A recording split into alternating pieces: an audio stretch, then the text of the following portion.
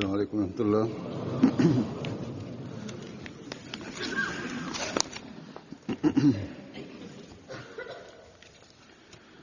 أشهد أن لا إله إلا الله وحده لا شريك له وأشهد أن محمدا عبده ورسوله أما بعد فأعوذ بالله من الشيطان الرجيم بسم الله الرحمن الرحيم الحمد لله رب العالمين الرحمن الرحيم مالك يوم الدين إياك نعبد وإياك نستعين اهدنا الصراط المستقيم صراط الذين أنعمت عليهم غير المغضوب عليهم ولا الضالين.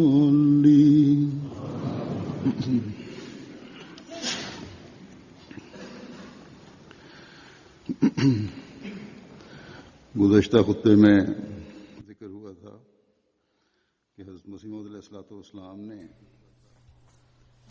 हज़रत सल्लल्लाहु अलैहि वसल्लम में महव होकर.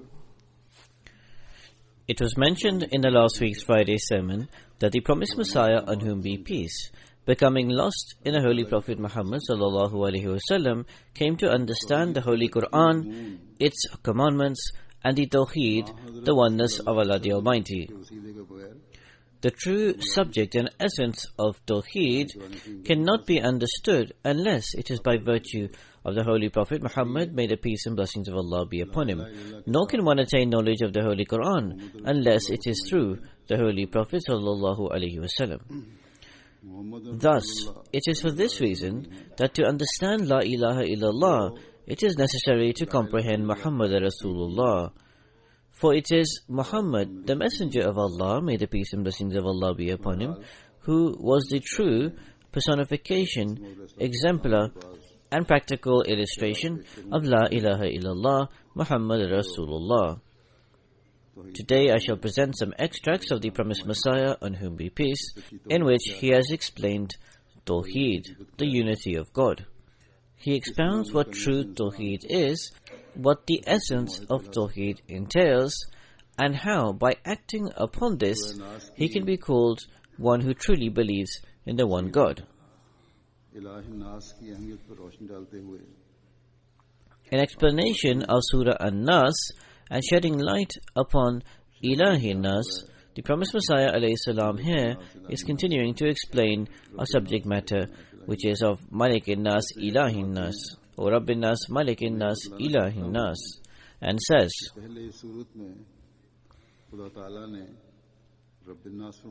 I wish to explain that first in this surah, Allah the Almighty has said Rabbin Nas.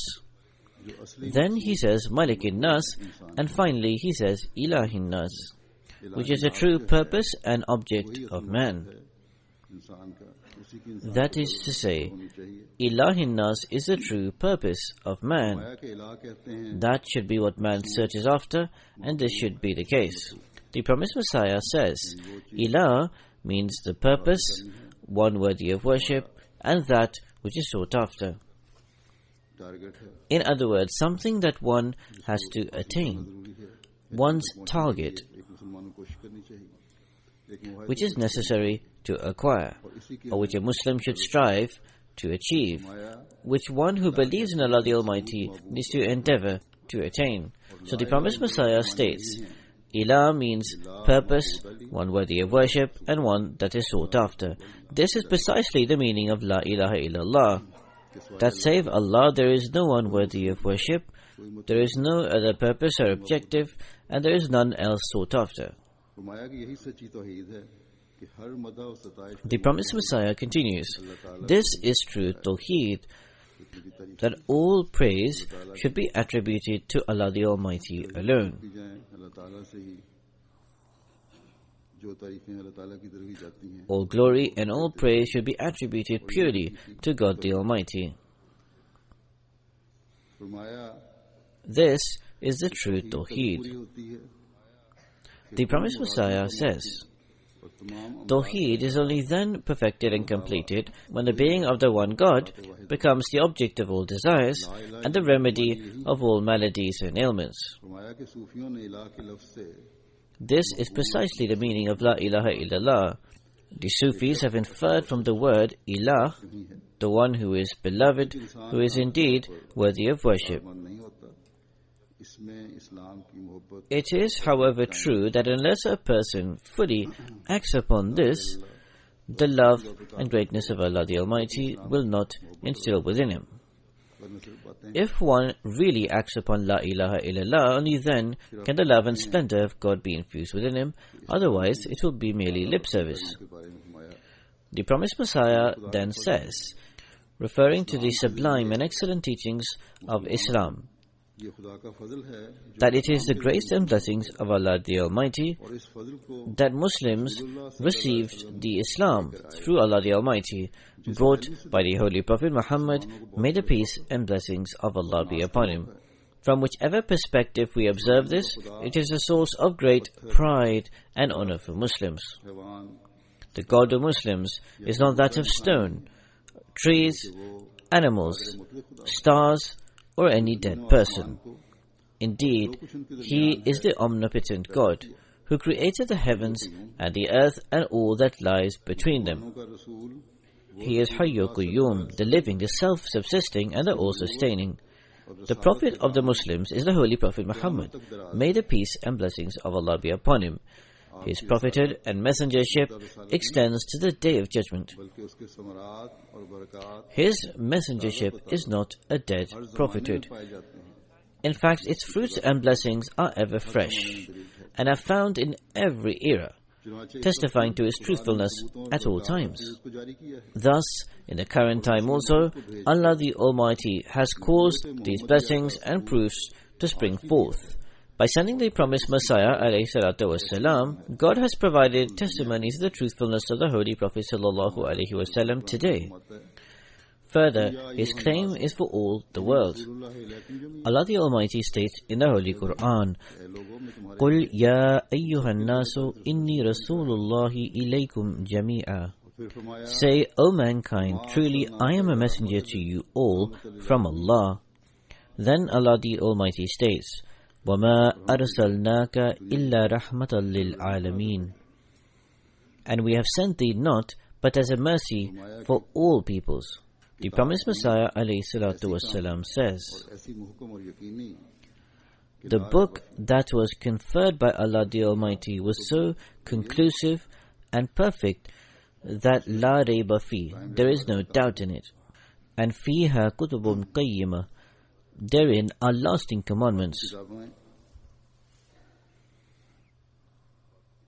तो सिर्फ किस्से हैं जो अब किस्से रह गए हैं All that is left in the other scriptures are mere tales and legends. Perpetual truths are found only in the Holy Quran. Mizan Muhaimin And ayatum muhkamatun, mizan muhaimin. फरमाते हैं कि गरज हर तरह से काम Then the promised Messiah, on whom be peace, says, मुसलमानों का है in short, the religion that is perfect and complete from every perspective is that of the Muslims. वरदीतो The seal of the verse, اليوم أكملت لكم دينكم وأتممت عليكم نعمتي ورضيت لكم إسلام دينا, has now been set.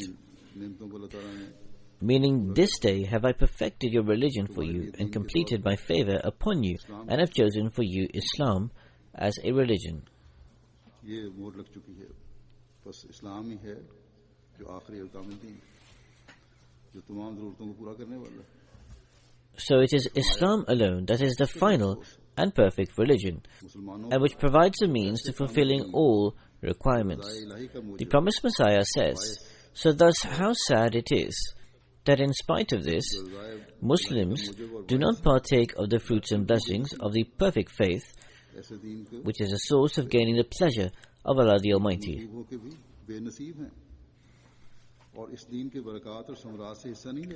Despite associating themselves with this faith, they are unfortunate and they do not partake in the share of the blessings of this faith.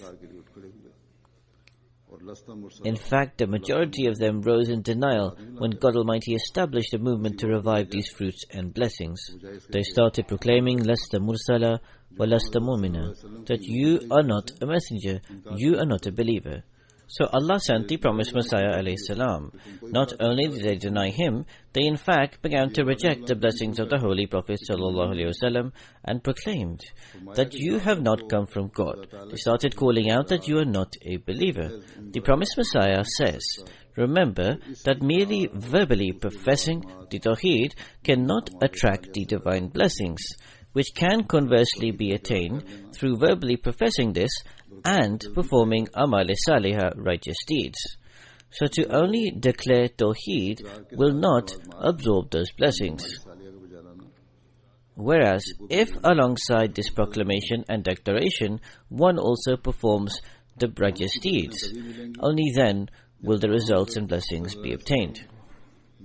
The blessings of Tawheed will then be obtained when one loses himself in the love of the Holy Prophet Muhammad sallallahu alaihi wasallam, looks toward his pious example, acts upon it, and performs amal salihah, righteous deeds. The promised Messiah alayhi salam says, it is true, Tawheed is the highest form and point of belief, which every true Muslim and anyone who fears Allah the Almighty should adopt. But in order to perfect the belief in the unity of God, there is a second aspect, and that is the love of Allah. The real purpose and object of the teachings of the Holy Quran is that as Allah is worthy of worship and is without partners, similarly in terms of divine love, He should be considered without partner. The real purpose of the teachings of all the prophets has been since time immemorial exactly this. So thus, La ilaha illallah on the one hand provides teachings of Tawheed. On the other hand, it provides guidance for perfecting the love of the divine and Tawheed.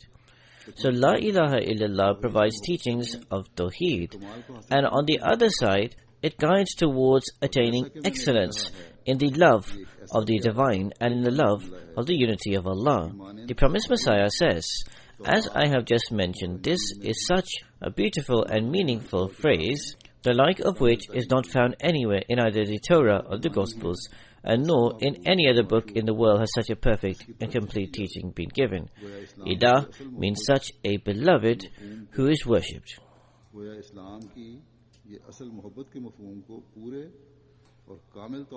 As such, the reality of Islam perfectly fulfills the concept of this true love.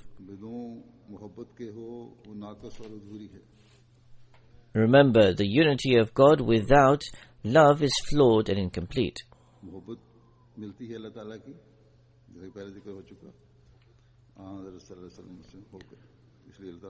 As has been mentioned, the love of Allah the Almighty is obtained purely by virtue of the Holy Prophet sallallahu alaihi wasallam. This is why Allah the Almighty has stated, "Fattabi'uni yuhbibkumullah." The Holy Prophet has declared that if you follow me, you will attain the love of God.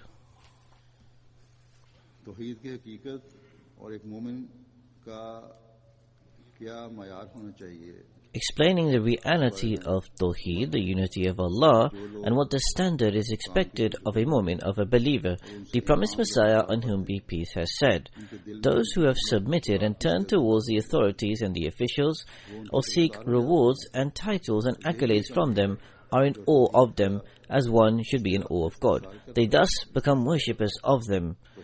And this, in fact, eliminates the standard of Tawheed, the unity of Allah the Almighty.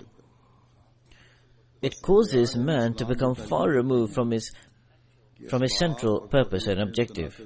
So thus the prophets of Allah the Almighty provide the teaching that there should be no conflict and contradiction between the means and Tawheed. Rather, each should have its own appropriate place, and the ultimate outcome should be the unity of Allah. In other words, the end result and the ultimate dependence and reliance should be on Tawheed.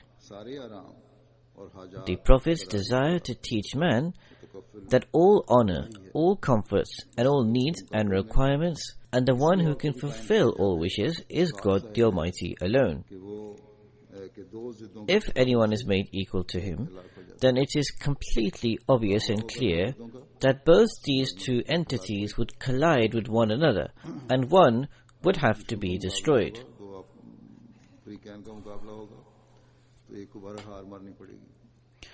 When two enemies of forces collide, one would in any case have to forfeit. So the promised Messiah says, therefore it is imperative and it takes precedence that the Tawheed of Allah the Almighty becomes established. Now, worldly means can be established, however they should not be made equal to God. So worldly resources and provisions are necessary to utilize. The means and provisions that Allah has conferred should be used, but they should not be made partners to God. Tawheed should always be given precedence, for through this Tawheed, love of Allah the Almighty is generated. This is when a person considers that all gain, benefit, and all loss lies in the hand of God. He is the true benefactor, and every single thing originates and emanates from Him. There is no equal to Him. When a person attains this pure state, he is called a muwahid, a true believer in the one God. So when this condition pervades a person, when he has full reliance in Allah the Almighty, and he equates no one to Him, only then will he be called a muwahid. So in short, one state of Tawheed is that a person does not equate stones, humans, or anything else with God. He rather holds an abhorrence and loathing with such things. The second state is not to overly rely on worldly means. In other words, man should not rely on the worldly means and resources beyond reasonable bounds, and should not consider that to be all and end all. Then the promised Messiah says, the third form of this is that one should eliminate his own self and desires from in between. The third aspect for establishing Tawheed is that one should eliminate his own self. All the selfish and egotistical desires should be completely uprooted and negated. Sometimes a person begins to consider his own capabilities, strengths and qualities. Often it happens that a person puts reliance, dependence and trust in his own qualities, capabilities and abilities when doing any task. He presumes that he has carried out an act of virtue or goodness as a result of his own qualities, and he relies on these personal qualities to such a degree that he attributes every success to it. A person becomes a true believer in the one God when he negates his belief in his personal qualities and capabilities. However, here the question arises that as experience proves and shows, that generally and normally man is guilty of some sin or the other. Some are embroiled in major sins, whilst others in middle-level sins, whilst there are yet others who fall prey to minor or minute sins. There is, for example, stinginess or pretentiousness and other similar sins which they fall prey to. Until a person frees himself from these sins, he cannot regain the lost light. The real fact of the matter is that Allah has given many commands. There are some amongst these injunctions which cannot be complied with by every single person. There is, for example, Hajj. It is obligatory upon every person who has the ability and means to do so. There should be a safe passage, and one should also leave behind suitable arrangements and provisions for the household. It's not acceptable to leave your family hungry and then go for the Hajj. And other prerequisites and requirements must all be fulfilled before one can go to Hajj. Similarly, there is Zakat, Only he who is able to or has the required standard needs to give it. Similarly, there are changes that can come into the prayer. For example, during a journey, prayers can be combined in certain conditions. However, there is one thing where no change can come into. No circumstance can cause any change to it, and that is La ilaha illallah Muhammadur Rasulullah. This is the reality and essence. All else are complementary or details.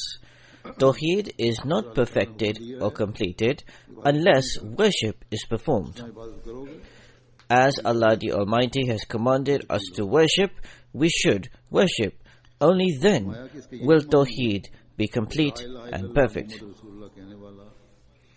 The promised Messiah says, this means that one who utters La ilaha illallah Muhammadur Rasulullah will prove to be true in his declaration when from a practical point of view he proves through his practices that save Allah the Almighty, he holds no other beloved or anyone else worthy of worship. When in reality this condition pervades him, and when truly he demonstrates this through his faith and through his practical condition, he will be considered truthful before God the Almighty. All material things vanish away in this state, and then he utters La ilaha illallah. There is none worthy of worship except Allah. And then the second part, Muhammadur Rasulullah, is by way of example and illustration. Because through an example and model, everything becomes clear, straightforward, and easy. When an example is established, everything becomes easy. The example was set by the Holy Prophet ﷺ by acting upon every command of the Holy Quran, and thus he left behind his blessed model. The promised Messiah says, the prophets of Allah come to demonstrate the practical examples. The Prophet Muhammad ﷺ was the par excellence of all excellences. He combined within him all the qualities and excellences, and he demonstrated all the practices and examples of all the prophets.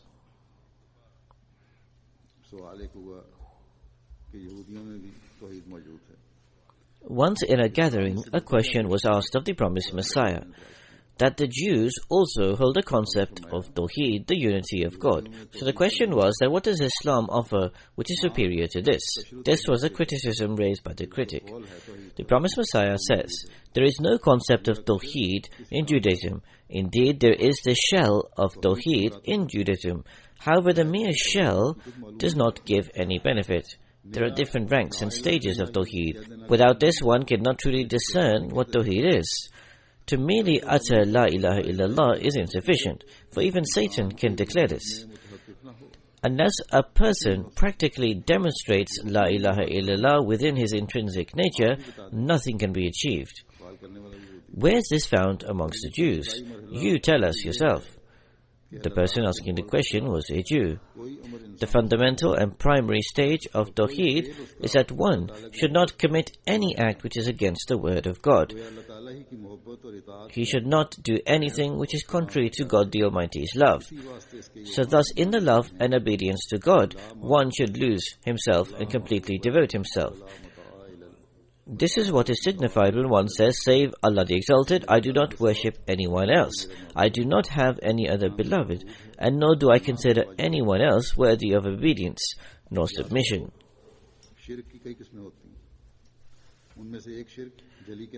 Remember, shirk is of many types and forms. One is called the apparent or evident shirk. The other is the concealed or hidden shirk. The evident shirk can be described by the examples of the idolaters who worship idols, trees, or other material things. The hidden or concealed shirk is that a person reveres or respects something as he would respect or revere Allah the Exalted and gives him a status beyond requirement. Or he loves something like love of Allah the Exalted, or fears it, or relies upon it, or depends or has trust upon it as he should have trust in Allah. Now reflect, is this aspect not completely found in the followers of the Torah or not? You will see what they did in the lifetime of Hazrat Moses, peace be upon him. So the promised Messiah is explaining this to the questioner, that if the Torah was sufficient, the Jews should have purified themselves.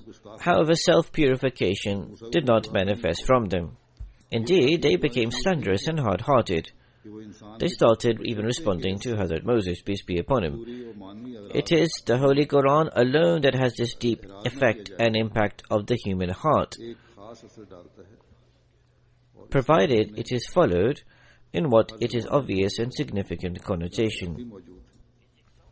Its examples are found in every era, and they are even found today. The Holy Quran states, قُلْ إِن كُنْتُمْ تُحِبُّونَ اللَّهَ فَاتَّبِعُونِي يُحْبِبْكُمُ اللَّهُ. That, O Messenger, say to these people that if you love Allah, follow me, then will Allah love you. When man perfectly and completely follows the Holy Prophet Muhammad sallallahu alaihi wasallam, takes a person to the stage of loving the beloved, that is God. We can decipher from this that the Holy Prophet sallallahu alaihi wasallam was the exemplary model of a muwahid, one who believes in the oneness of God.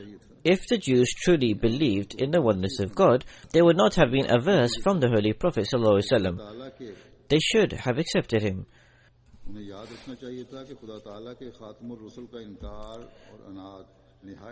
They should have remembered that to reject the seal of the prophets is an extremely treacherous and dangerous act, but they cared not. And despite the fact that in their scriptures was found the prophecy of his coming, yet they still rejected and denied him. And the only possible reason for this could be that they became hard-hearted.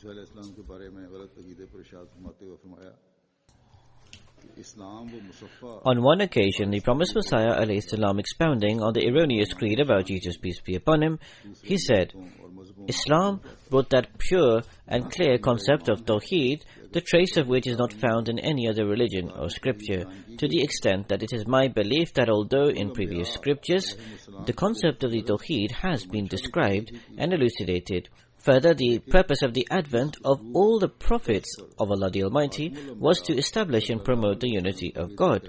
However, the manner and the way that the seal of the Prophet ﷺ brought and established Tawheed, and the manner in which the Holy Quran has so explicitly explained the various stages of Tawheed, cannot be found in any other scripture or book. So when they desire to make murky such a pure fountain, this means that those who oppose the promised Messiah, on whom be peace, and do not accept that Jesus, peace be upon him, has died, they in some places set up partners to God the Almighty, yet they call themselves Muslims. Regarding them, the promised Messiah ﷺ here is saying that when they try to corrupt or murky such a pure fountain, that is, those particular Muslims, or they desire to do so, so then tell me, what is left in defaming Islam? How unfortunate are they that when the real and true Islam that the Holy Prophet ﷺ brought is presented before them, and it is proven to them through the Holy Quran that they are erroneous, they respond that our forefathers believed in exactly what we believe in. However, I respond to them that by merely saying this much, can they absolve themselves? No, absolutely not. Indeed, according to the Holy Quran and the way of Allah the Almighty since time immemorial, we find that this statement and response of theirs establishes the argument and proof. Whenever the chosen one of Allah the Almighty has come to the world, then the opponents and detractors, after listening to what he taught, responded, مَا سَمِعْنَا بِهَذَا فِي آبَائِنَا الْأَوَّلِينَ, that we have never heard of such a thing among our forefathers.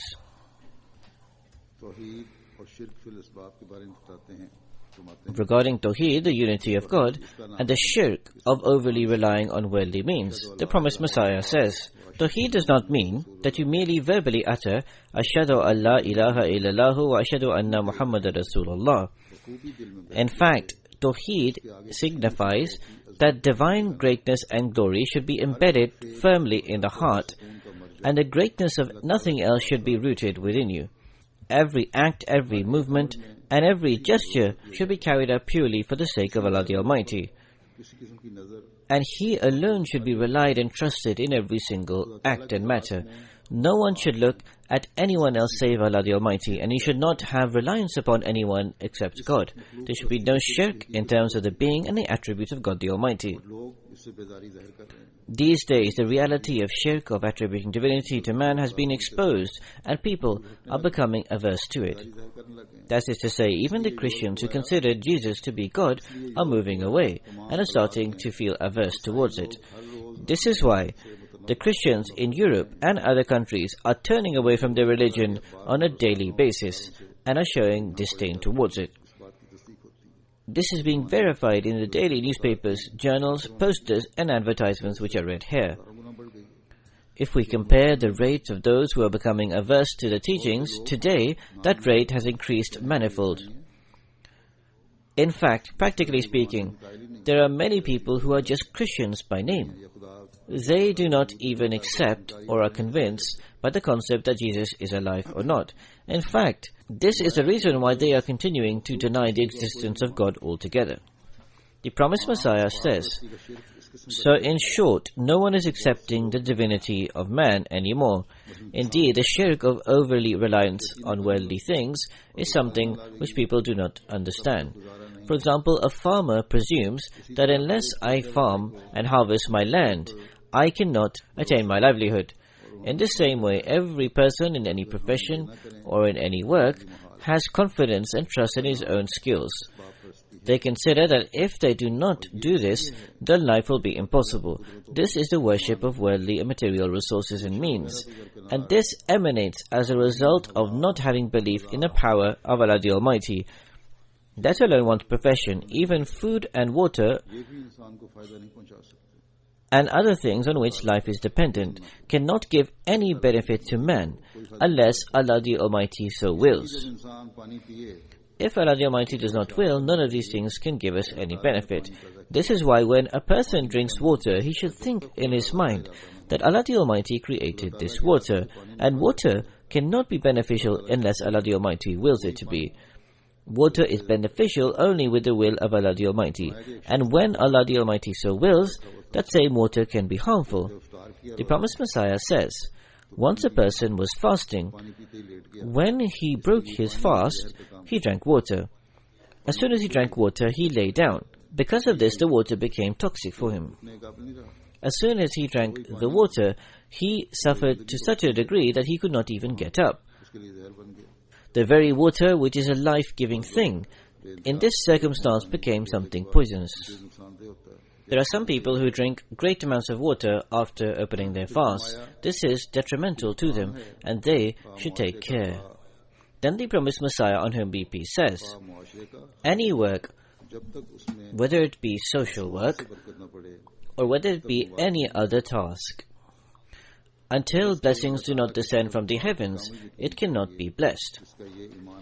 In short, what is required is a complete belief in the powers of Allah. He who does not believe in this has an element of atheism.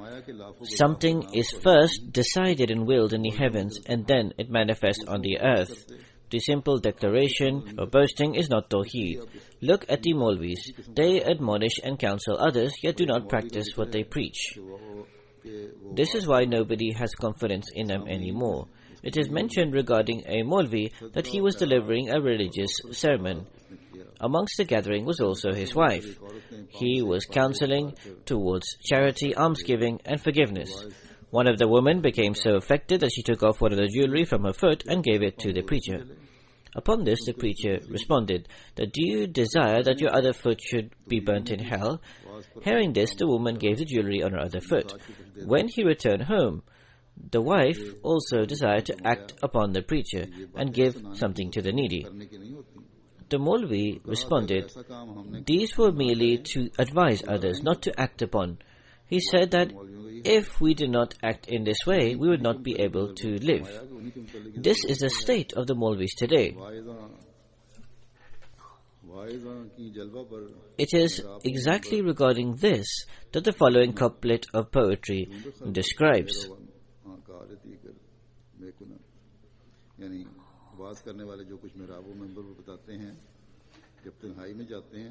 तो इस काम के बरखिलाफ करते that whatever the preachers say in their members and in other places, they act exactly the opposite in isolation. कैसा होता है या कैसा होना चाहिए Then the promised Messiah ﷺ explains what the characteristics should be of a believer who adheres upon true Tawheed. On one occasion, the promised Messiah, elucidating this, says, a mu'min, a true believer, is in one sense a careless person. He only wants to please Allah the Almighty, and he always keeps this in view at all times. Because he is only dealing with Allah the Almighty, he does not care at all of any loss or gain from any other individual. When a person associates anyone besides Allah the Almighty and it interferes with that relationship, then he becomes embroiled in various things such as arrogance and showing off. Remember that this interference with a relationship with God is a toxic poison. The first part of La ilaha illallah contains the word La ilah, which negates this. The promised Messiah ﷺ says, when a person falters in obeying the command of Allah the Almighty due to any other person, then this is associating partners with God, and that is why he does not act upon any one command. When a person does not follow any one of the commands of Allah the Almighty, it would mean that he is associating someone with Allah the Almighty, and that is the reason why he does not follow that command. So the promised Messiah continues that is why when you say La ilaha illallah, you are actually negating anyone as being associated. If a person is a true believer, when he says La ilaha illallah, he is negating anyone else being associated with God. That is to say, he does not bring anyone in between the attribute of God and him. And this is the reality and essence of La ilaha illallah. The promised Messiah, on whom be peace, says, explaining the fact that there are certain accounts in some books. There is a mention of a person who was fasting. There was a Maulvi who was fasting, and he visits someone and wants the person to know that he is fasting.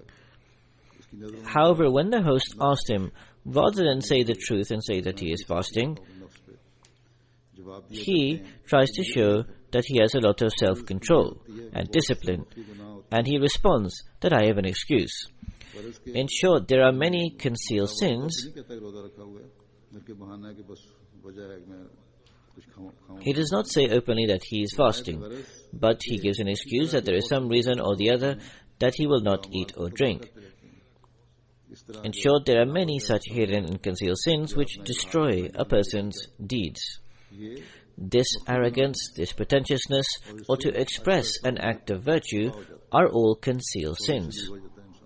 Through this, slowly but gradually, a person's actions are all destroyed and a person becomes distant from Tawheed. So the promised Messiah ﷺ continues, the rich are always arrogant and haughty, which ruin their practices and actions. As a result, some poor people who do not entertain such thoughts surpass the rich people in the spiritual realm.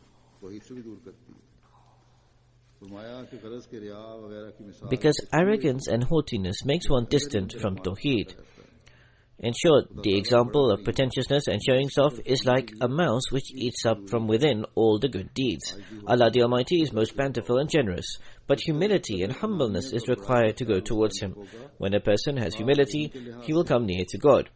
If a person has any thought of being greater than others, whether it is in terms of knowledge, whether it is in terms of his power, whether it is in terms of his wealth, or whether it is in terms of his family or lineage, to the degree that he thinks he is greater in any of these aspects, that same degree will be left behind. This is why it is written in some books that there are fewer awliya amongst the well-off, because they entertain arrogant thoughts of their family's high standings. When this thought emerged after the Qurun-e-Ula, they were left behind. These kind of barriers make a person unfortunate and make them end up deprived. There are very few amongst them who remove themselves from this. Wealth is also a type of barrier. So, authority and also wealth are things which prevent a person from fulfilling the commands of Allah the Almighty. When one does not follow the commands of Allah the Almighty, he becomes distant from Tawheed, the unity of God. Anta minni wa ana minka is a revelation of the promised Messiah. Someone asked the promised Messiah that some people raise an allegation that this is contrary to Tawheed. Because the meaning of this revelation is, you are from me and I am from you. The promised Messiah ﷺ says that Anta minni, you are from me, is very clear, and there could be no objection or criticism regarding it, because my advent is purely due to the grace of Allah the Almighty, and is from Him alone. Meaning that you are from me means that whatever that He obtained was from the blessings and grace of Allah the Almighty. It was given and conferred by God. Then the promised Messiah says, it should be remembered that the actual fact of the matter is that as Allah the Almighty has said repeatedly in the Holy Quran that He is one and without any partner. He has no equal in His person, His attributes, nor in His works. The truth is, there cannot be perfect belief in the unity of Allah the Almighty unless a person is devoid and free of every form of shirk. Tawheed is completed and perfected only then when one believes that Allah Exalted is incomparable by virtue of His being, by virtue of His attributes, and by virtue of His works.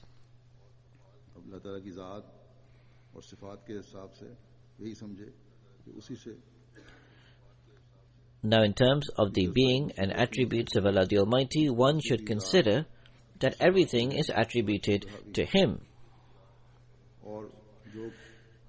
It is His being and attributes that encompasses everything. The works and their results, they are incomparable. The results that Allah the Almighty produces are incomparable and no one else can generate them. The promised Messiah, on whom be peace, continues, ignorant people object to this revelation that was revealed to me, but do not understand its essence and reality. Although in spite of professing to one God, they suggest God's attributes to others. For example, they believe that Jesus, peace be upon Him, could bring back the dead to life and could take life Himself. They believe that He had knowledge of the unseen and is ever living. Is this not shirk? This is a treacherous shirk which has destroyed the Christian nation, and now it is the misfortune of the Muslims that they have included such beliefs and doctrines amongst their own beliefs. So thus divine attributes which are exclusive to Allah the Exalted should not be attributed to any other person, whether he be a prophet, a wali or anyone else. Similarly, no one should be included in the works of God. Some people begin to rely so much on worldly means and resources that they forget God the Almighty altogether. Whereas the reality of true Tawheed is that there should not be a hint of the reliance of worldly means remaining. It should never be considered that the qualities of various things are inherent in them of their own accord. In fact, it needs to be accepted that Allah the Exalted has placed those qualities in whatever those things are.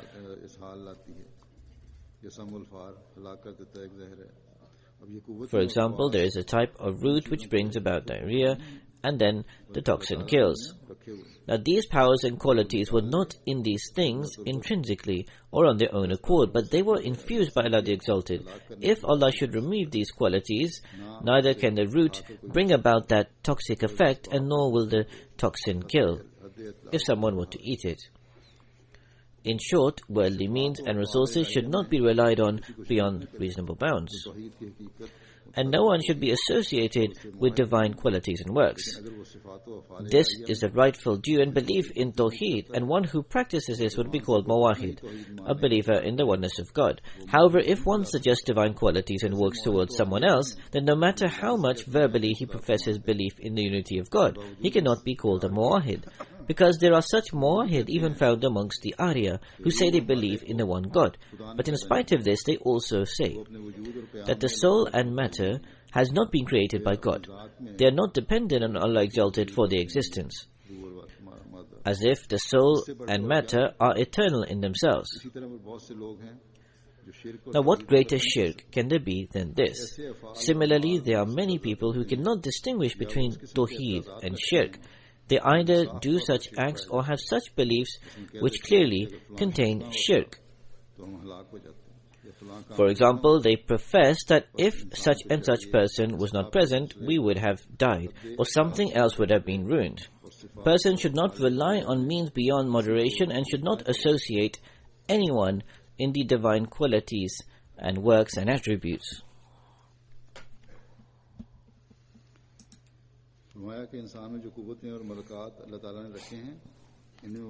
Then he says that Allah the Almighty has conferred various qualities and faculties in man, and they cannot go beyond what they have been assigned for.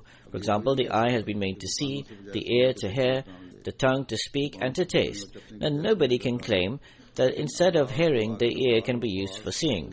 The tongue, instead of speaking and tasting, can be used for listening. The faculties of each of these things are limited. However, Allah the Almighty's faculties are unlimited, and there is no one equal to Him. In short, this Tawheed will only then be perfected and completed when Allah the Almighty is considered as one and without partner in every single way, and man considers that he is futile in comparison, that neither me nor any of my means have any significance. Then the promised Messiah, on whom be peace, says, regarding this part of the revelation that you are from me and I am from you, he says to understand its reality, it should be remembered that a person who reaches the stage of self-annihilation and attains a new, pure life, whom Allah the Almighty has addressed and says, you are from me, and who He blesses with His closeness and spiritual knowledge. And this is by virtue of Allah the Almighty's Tawheed, His greatness, His honor, and also His glory. Such a person becomes a testimony and a living sign of Allah the Almighty. From this perspective, as such, Allah the Almighty's manifestation occurs within that person. A person who is completely lost in Allah the Almighty, then Allah the Almighty is personified in him. And he is a reflection of Allah the Almighty's descent. In this condition, when he is a reflection of the divine attributes, Allah the Almighty says to him, and I am from you.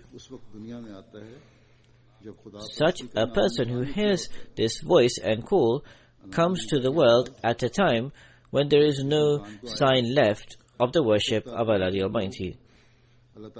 Whoever hears this call and beckoning hears it at a time when people leave off worshipping Allah the Almighty altogether. There is no trace of worship to God at all, because at the current time, immorality and wickedness is strife and prevalent. And because recognition of Allah the Almighty cannot be seen, Allah the Almighty has established this movement, and purely through His grace and blessings He has caused my advent, so that those people who are negligent and are unaware of Allah the Almighty, I can notify them and inform them of this. And not only inform this, but in fact those people who loyally and sincerely come in this direction, that I can show Allah the Almighty to them. On this basis, Allah the Almighty addressed me and said, Anta minni wa ana minkum, that you are from me and I am from you. Then the promised Messiah ﷺ says that one form of Tawheed is that one removes all his selfish desires from in between, and instead he loses himself in the greatness of Allah the Almighty. Regarding the sincerity of the companions of the Holy Prophet ﷺ, the promised Messiah says, one is astonished seeing the state of the companions. They neither cared for the heat or the cold. They accepted self-annihilation of their lives. They did not care for their honor or lives, and gave themselves up like sacrificial animals. We cannot find any similar examples to present. What better proof is there of the sincerity of this community is that they gave their lives up for this purpose. Their hearts were devoid of any worldliness or materialism. They left the world entirely and were prepared for the next world. Many people in the world are largely concerned for this life. They remained worried for what to do relating to this world. Allah the Almighty does not let anyone go to waste. This objection that as a result of following this way, our objectives will be ruined, this is incorrect. In the time of the Holy Prophet ﷺ, how much property and possessions did Hazrat Abu Bakr have? Someone may have had at the most 100 or 200 of money, but Allah made them kings, and they became the inheritors of Khosrows, etc. But the sense of honor of Allah the Almighty does not wish that there should be some share given to Allah and some to Satan. And this is a reality of Tawheed, that there should only be belief in Allah the Almighty. Tawheed is a type of death, but this death is actually where one will gain life. फिर आप फरमाते हैं कि यकीनन समझो इस दुनिया के बाद Then the promised Messiah, on whom be peace, says, "Know most certainly that after this life there is another world, which is an everlasting hereafter. You need to prepare yourselves for this. कोई भी इंतजार नहीं This world and all that is within it will remain behind here, but there is no limit to the blessings and grace of Allah the Almighty. I say truly that he who separates himself from all of these things and instead turns himself towards God is the true mu'min. When one becomes God's, it can never be that God leaves him. Do not consider that Allah the Almighty is cruel or an oppressor. He who loses something in the way of Allah the Almighty gains much more in return. If you give preference to the pleasure of Allah the Almighty and do not wish for progeny, then consider that you will most certainly be given progeny. And if you do not desire wealth, then Allah the Almighty will most certainly give you wealth. Do not make two opposing efforts, because they cannot be made at one time. The effort should be a singular effort, and that should be that to attain Allah the Almighty, you should make the correct endeavor. He who leaves the world for the sake of Allah the Almighty also attains the world. However, the condition herein is that one should be saved from every form of shirk. The promised Messiah says, "I say once again that the true root of Islam is Tawheed. That is, there should be nothing else in a person apart from God. You should not be one who slanders and mocks God and the ones who come from Him. Whatever tribulation or difficulty he has to endure, he should never utter a word of complaint. Tribulations that come upon a person are as a result of his own self. Allah the Almighty is not cruel. Indeed, even truthful people have to face tribulations at times. Other people find these as tribulations, but they are not tribulations. They are in fact a type of reward, because through it, their link with Allah the Almighty strengthens, and their rank and status increases. Other people cannot understand this. But they who do not have a connection with Allah the Almighty, and their actions result in them facing tribulations, become even more lost and misguided. For such people is said, فِي قُلُوبِهِمْ مَرَضٌ فَزَادَهُمُ اللَّهُ مَرَضًا. So therefore always remain fearful, and always search for the blessings of Allah the Almighty. Let it not happen that you become those who cut your connection off with God. He who enters into the community established by Allah the Almighty is not favoring Allah the Almighty. It is in fact a favor, an act of kindness of God, that He enabled him to do so. He has every power to destroy a nation and raise up another people. This is a similar time to the people of Noah and Lot. Instead of bringing about extreme destruction and ending the world, Allah the Almighty has descended His mercy and blessings and desired reformation, and He established this movement for this purpose. So therefore it is a great responsibility upon us to understand this teaching and the reality of Tawheed. The promised Messiah ﷺ said, "The most important matter for our community is that they bring about pious reformation, because they obtain fresh spiritual knowledge. If one claims to have knowledge but does not act upon it, then it will be mere claims and declarations. It will be mere boasting. So therefore, our community should not look to the slackness of others and cause them to be negligent. Our community should not become negligent as a result of the examples of others. They should not try to emulate the world. They should not fall into the trap of slackness and laziness. If others do not love God, you should not become hard-hearted yourselves. If others do not have love towards the religion and God, do not become hard-hearted by emulating them. A person has many desires and wishes, but who knows what the decree of Allah the Almighty is from the unseen? This life does not run in accordance to one's personal wishes and desires. The personal desires are one thing, and the decree of Allah the Almighty is something else, and that is the real thing. What does a person know what is decreed for him? So therefore a person should constantly scrutinize his own self, should constantly shake his own being, and analyze how his condition is. May Allah the Almighty enable us to gain true insight and perception into Tawheed, and may Allah the Almighty enable for our every act be one that is an effort towards attaining the pleasure of Allah the Almighty. After the Friday prayers, I will also lead a funeral prayer in absentia.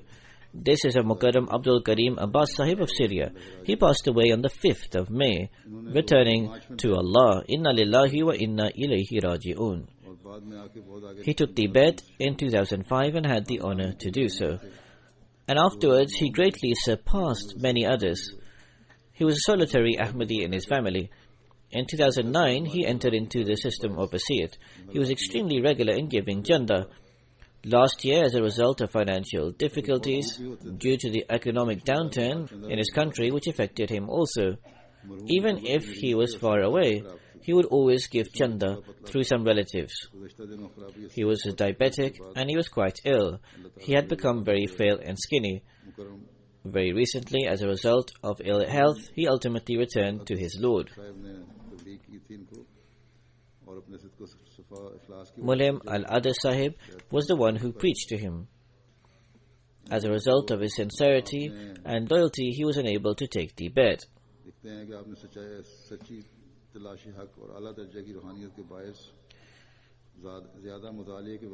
writes that in search of the truth and in search of the highest form of spirituality, without a lot of study, he accepted the promised Messiah. And after 1 month's preaching, he took Tibet. After Tibet, he saw in a dream that he was in Masjid al-Quba. He was with various Sahaba or companions and offering the prayer with them. All of them were wearing white clothing. Further, during the prayer, his state was very spiritual. From this dream, he was extremely happy. He would say that this dream is proof of the fact that my decision to take Tibet was correct. But in his modesty, he would always ask, am I really worthy of saying the prayers with the Sahaba, the companions? Wherever he was, he would preach. He had no fear of any opposition.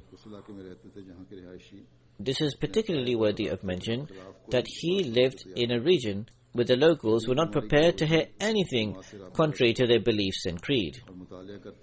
Despite severe illness, he always kept in contact with the Jamaat.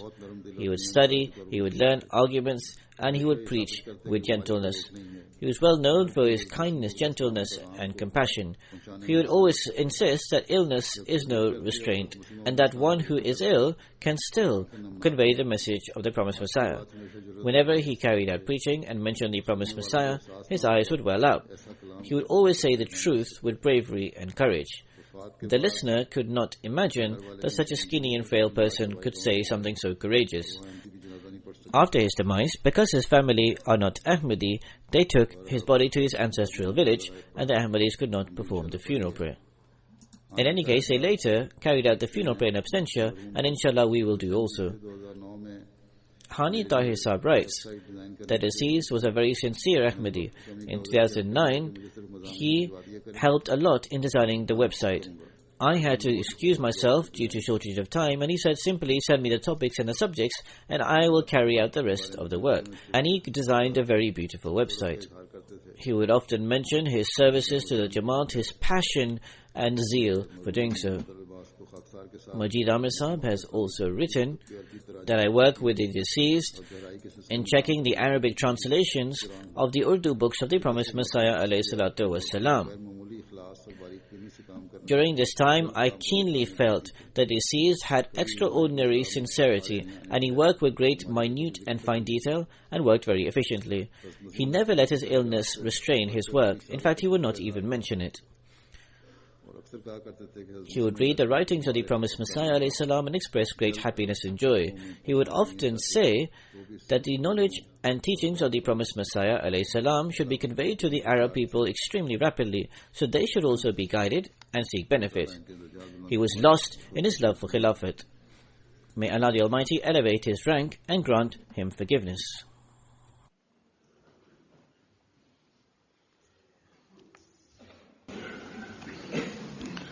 Alhamdulillah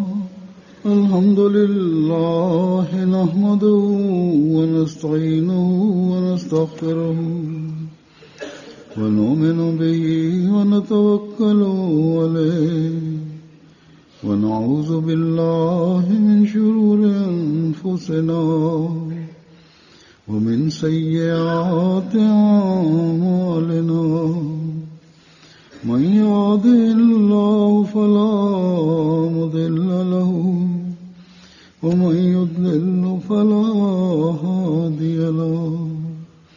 ونشهد أن لا إله إلا الله ونشهد أن محمدا عبده ورسوله عباد الله رحمكم الله إن الله يأمر بالعدل والإحسان وإيتاء ذي القربى وينهى عن الفحشاء والمنكر والبغي يعظكم لعلكم تذكرون اذكروا الله يذكركم وادعوه يستجب لكم ولذكر الله أكبر.